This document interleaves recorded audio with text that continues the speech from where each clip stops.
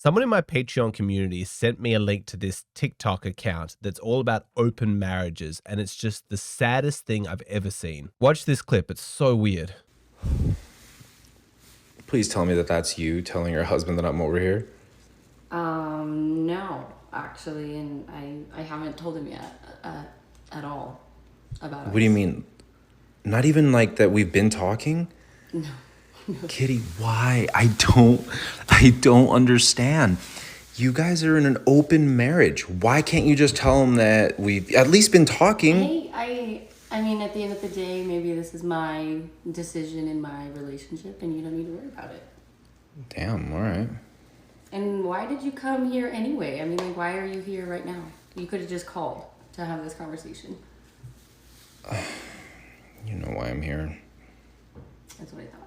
This guy has a bunch of content about his open marriage, and it's all so weird. Video after video of just sad, desperate, lonely people showing us just how ugly sex can be. Sex is not inherently beautiful or sacred. Yes, when you've got high quality individuals who are pair bonded in a couple and there's a lot of love and trust, then yes, sex can be a beautiful expression of that. But people like this, where she's lying to her husband and he's willing to look past her immorality because he's just so desperate for sex, it just shows how ugly sex can be, just the saddest parts of our humanity. And don't you just love the concept of an open marriage? The ultimate, it's not cheating if I have your permission. It's just one more step in the moral decline of our society, which places consent as the only relevant consideration. People who want to have affairs but lack the decency to feel ashamed about it. They want to cheat on their partners, but they don't want to feel bad about it, so they seek permission from their partner to have the affair. If things continue in this trend, we're probably only a couple of years away before feminists say that it's patriarchal and toxic to not allow your girlfriend to have affairs. A true feminist ally would let her have an open marriage and sleep with other dudes. But what does it look like if a man decides to say no? His girlfriend is pressuring him into an open relationship and he decides to stand up for himself, to not be a little bitch, to not simp after his girlfriend. There was this extraordinary story from Reddit that shows us exactly how it's done. You gotta hear this story. So, I have been with Fran, 36, over the last 2 years and a half, almost 2 as a couple. I thought that things were moving smoothly and was about to ask her to move in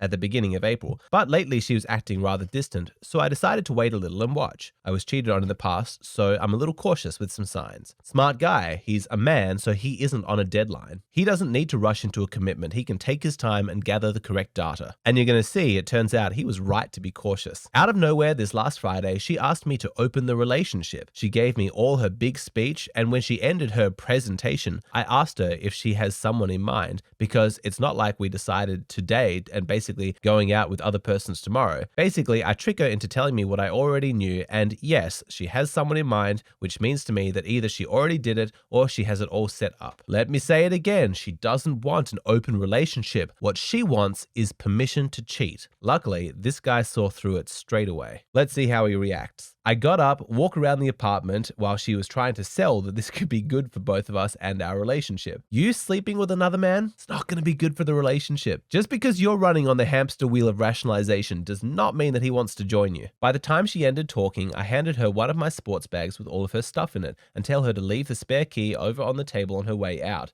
that we are done and that she knows why. Then I went to the couch and turned on the TV, just trying to look indifferent and save face. She was speechless for a while, about to cry, but before she could say something, I tell her that I didn't want to talk about anything and that she should leave. No respect given, and that right there, that's justice. Asking for permission to cheat is like the least respectful thing that you can do, so she deserves no respect in return. As soon as she left, I felt like crap, so unworthy, cried a little, and as right now, I'm still mourning. Yeah, of course he's grieving. This sucks. This poor guy, he's having to let go of two things. One, his relationship with this woman, and two, his probably high opinion of women everywhere. This is a grieving process that a lot of men have to go through because collectively, men, we pedestalize women. We imagine them to be these high, virtuous, moral creatures, and when we find out that they're not, it's brutal. My Hey Hero inbox is littered with men still struggling to come to terms with the truth of female nature. My phone has been going almost nuclear with all the calls and texts I receive from friends on both sides about my extreme reaction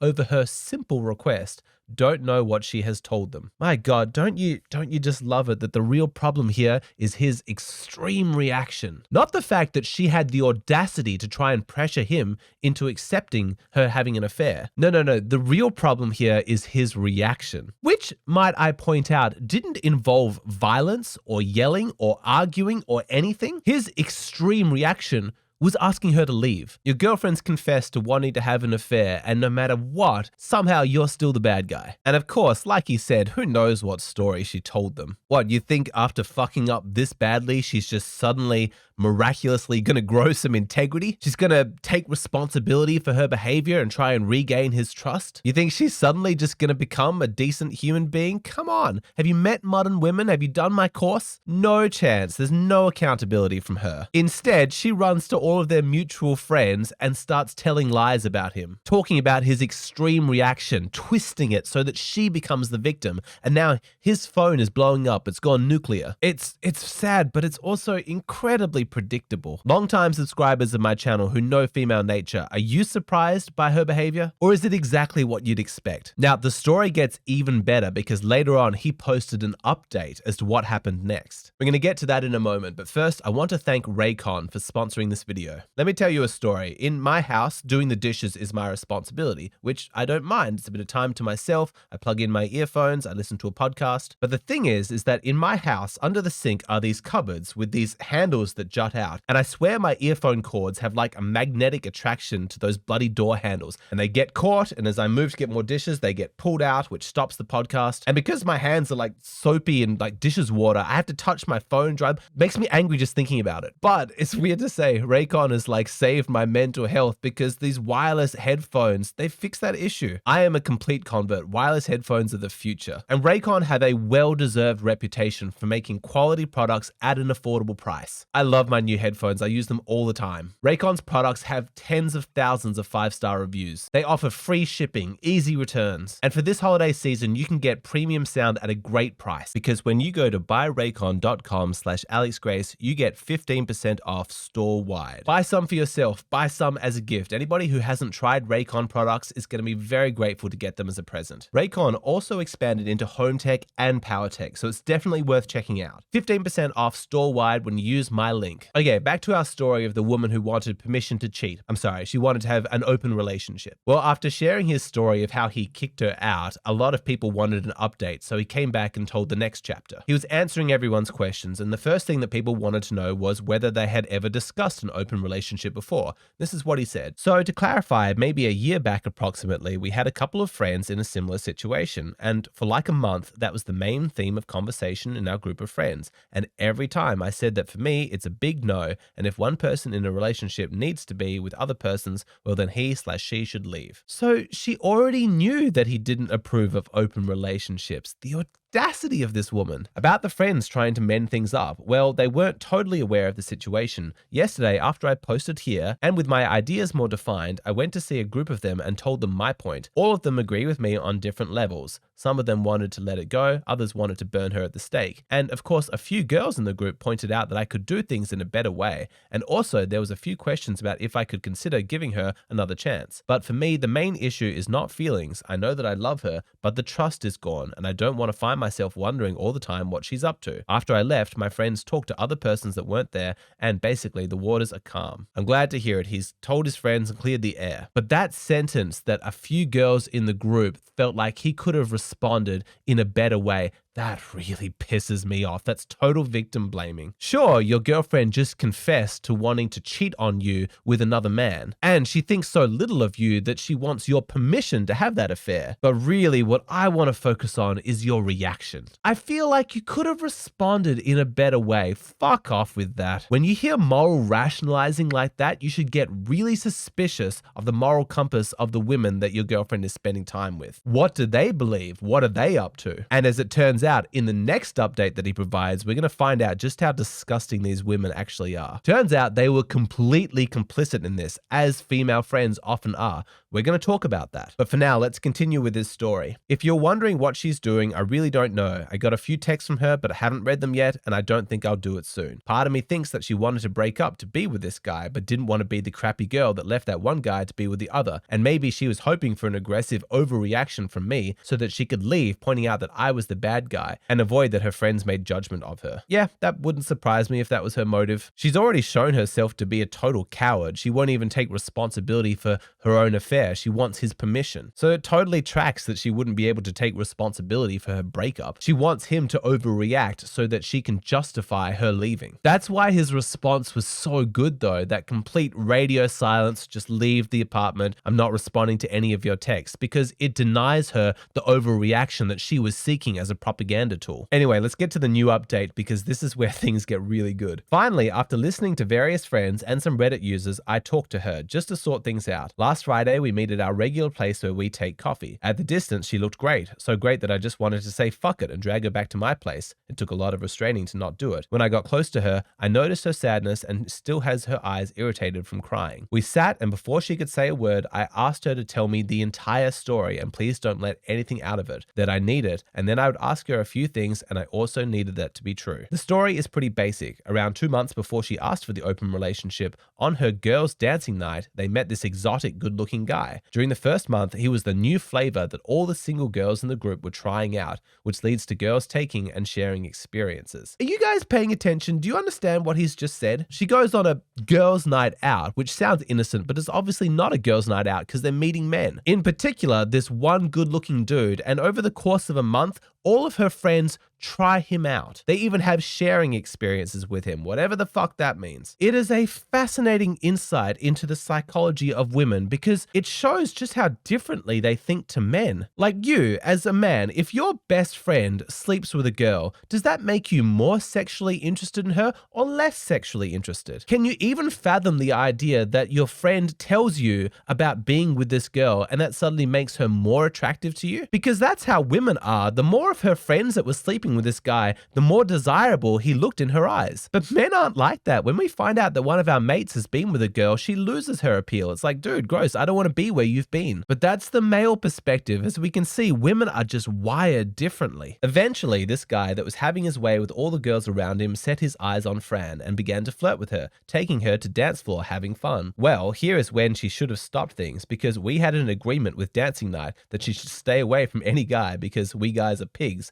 and it's pretty rare that a guy just wants to dance. Anyway, because of the excitement, she went for it, enjoyed the attention of this guy, and had a great time dancing. Looking at the timeline, this was around the time I noticed that Fran was distant. Moving forward a few weeks, her friends were sharing more intimate stories about this guy, and that got into her mind. She found herself fantasizing doing it with him. Also, he was trying to make a move on her too, but from what she told me, she didn't went for it because she was with me. Drinks and drunken friends are bad counselors, and once the idea of the open relationship came out, they were over 2 weeks chatting about how to convince me that because a long time ago I had threesomes and also swinged a little, I should be okay with the idea of an open relationship. But threesomes and swingings are things you do as a couple and out of pure excitement. At least for me, it was a long time ago, early 20s. All this led to the day where she asked to open the relationship. She told me that she and her friends never thought that I would end the relationship in the moment, that the worst case scenario would be me getting angry and saying no, so there's no big deal in just asking. I have a visceral reaction to this. I find it so totally disgusting, the idea that all of these women secretly plotted